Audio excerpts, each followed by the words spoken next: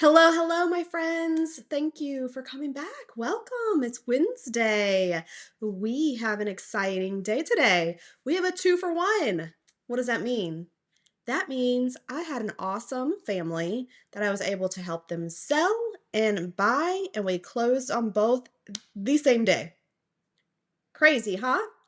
So, let's talk about the house that we sold first. This family was a military family. They had lived in this house when they were stationed at Shaw Air Force Base, and then they went away to another base, retired, came back to Sumter, South Carolina, moved back into their 3 bedroom, 2 bath house. It was a beautiful, modest house, but they were a growing family. They had 3 kids. One was a teenager, 2 younger children, and they needed a little bit more space. This property was pretty awesome though. The backyard, they had an in-ground pool, the palm trees, beautiful fenced-in yard backed up to a wood line in the back of a neighborhood, all brick, beautiful rancher house. Couldn't get much better than that, right? Except we need space. So we put this bad boy up on the market and we ended up getting multiple offers on the property, got it under contract and sold. But when we were going through all of our inspections, the home inspector notated that there was hail damage on the roof. What? So we talk about it. My sellers have absolutely no idea what they're talking about. Well, there was one storm that particularly came through in 2014 while they were gone, and it predominantly hit this side of town. And the home inspector said it's a well-known issue in this neighborhood. Get your home insurance involved. Get somebody out here to take a look. Well, we did, and sure enough, they said, "Yep, we've replaced just about every roof in this neighborhood." So they were able to get it covered through their insurance. It was $1,000 deductible. Now, who pays a $1,000 deductible? The roof is not leaking. There's no shingles missing. It's just hail damage. I don't want to say just hail damage. That's important. But the roof was still functioning.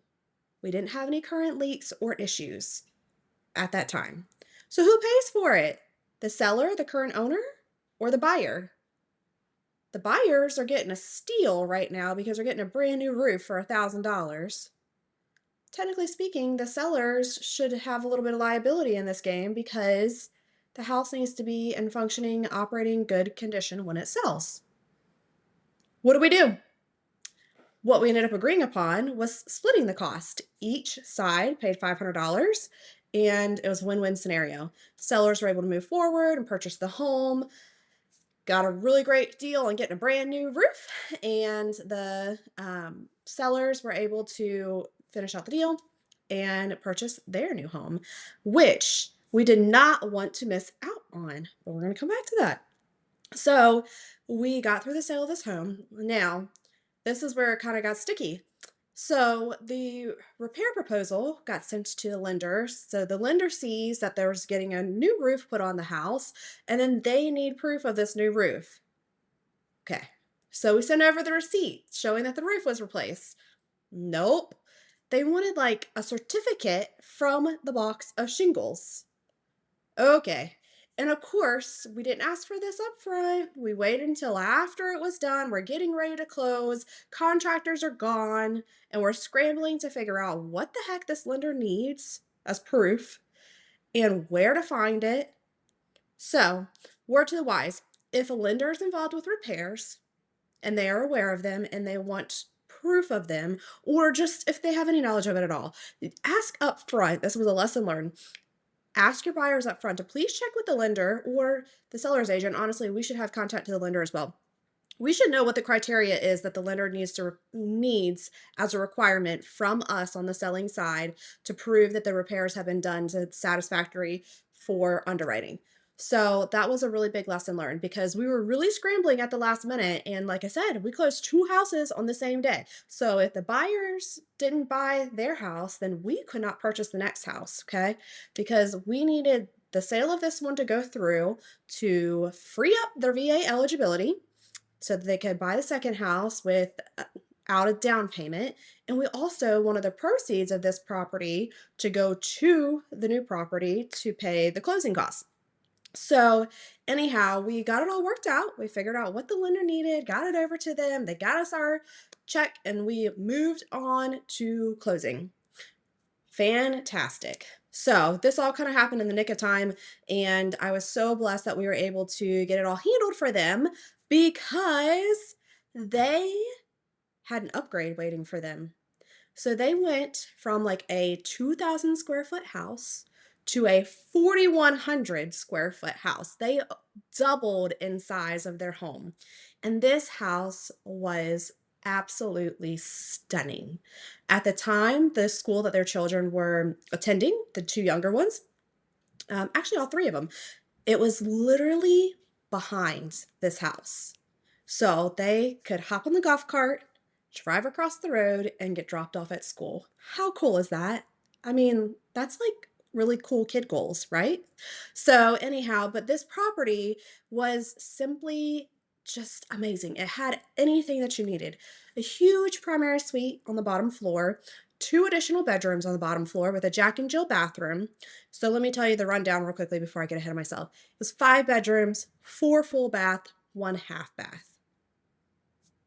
Enough space? So there were three bedrooms downstairs, two bedrooms upstairs, and then you had your primary bathroom. You had your full bath that was in the hallway between the two bedrooms downstairs. And then we had another ensuite upstairs and then another hall bath upstairs. And then a half bath downstairs. Wow.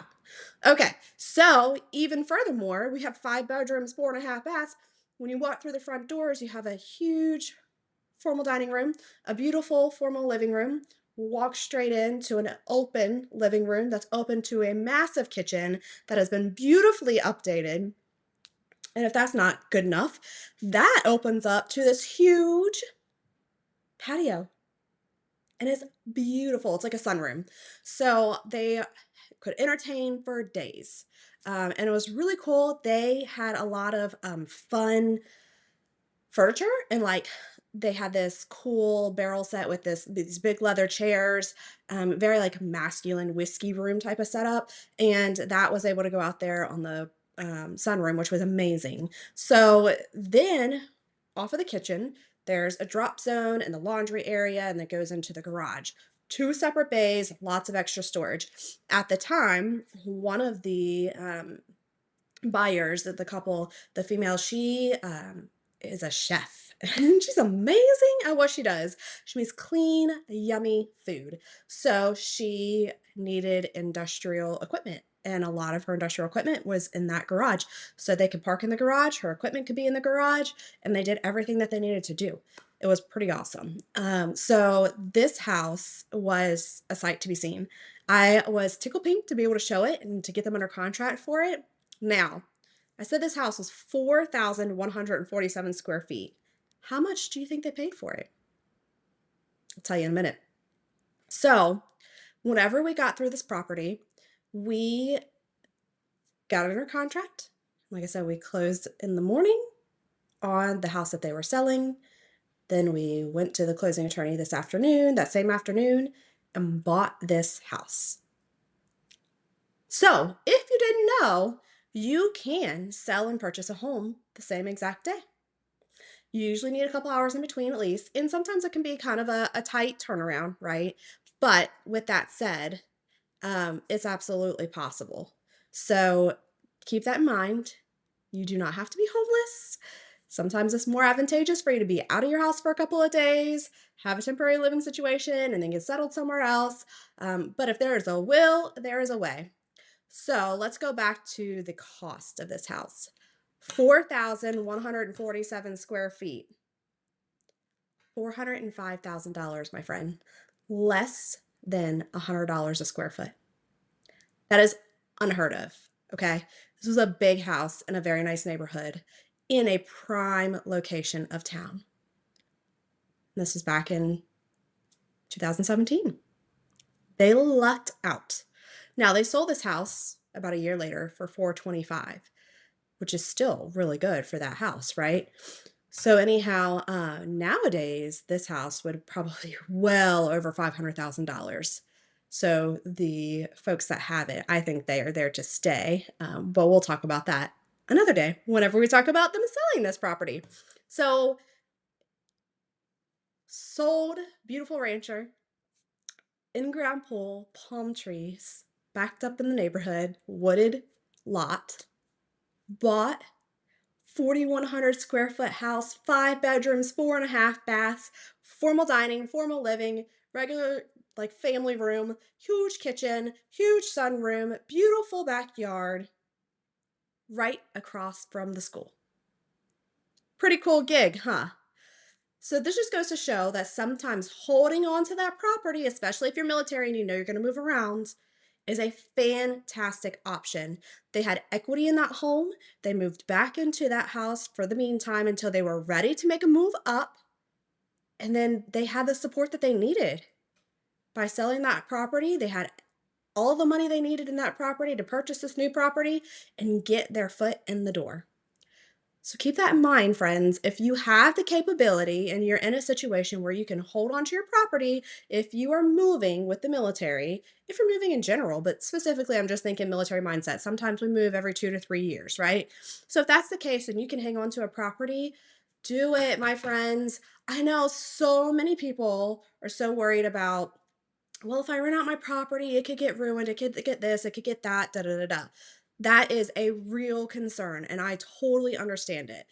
However, we have great property managers that can help us mediate that every day, all day. Okay. You're always going to have an issue every once in a while. Something's going to happen. Of course, that's life. And it would happen if you lived in the property just the same. I would beg to say, overall, that the positives definitely outweigh the negatives in this case. It is worth the risk. Hold on to it, build that equity. I'll tell you my own personal property. The first property that we bought in South Carolina, we bought it for $109,000 in 2015. Okay. The last time that we had it appraised, when we had it refinanced, it appraised for $199,000. It had appreciated $100,000. It's a 70s rancher, 1,600 square feet on an acre of land right across the street from the base. It's a beautiful home, but it is not huge, it is not spectacular, and it's still appreciated $100,000. What? So, we still rent that. We actually refinanced it, pulled out some cash to do some repairs on another property, and then we put it into a 15-year mortgage. So this property, listen here, folks. This is where generational wealth comes into play, okay? This is our plan. So this particular property is going to be paid off in less than 15 years at this point. And our oldest, our daughter, is 4 years old right now. And we actually refinanced it 2 or 3 years ago. So it is going to be paid off before she is an adult. And then that property, we have the opportunity to either sell it and get a lump sum and put it maybe in a high yield savings account for her, or continue to rent it and have a monthly stipend for her. But that property is hers. I mean, we are going to use the proceeds from that property to do what she needs to do as an adult, whether that be going to college, going to a trade school, if she wants to hold it and wait until she has a wedding and use that for her wedding, maybe use that money to buy her own first property, whatever the case may be. We'll cross that road when we get there. It does not need to get here fast. She is growing up in a blink of an eye.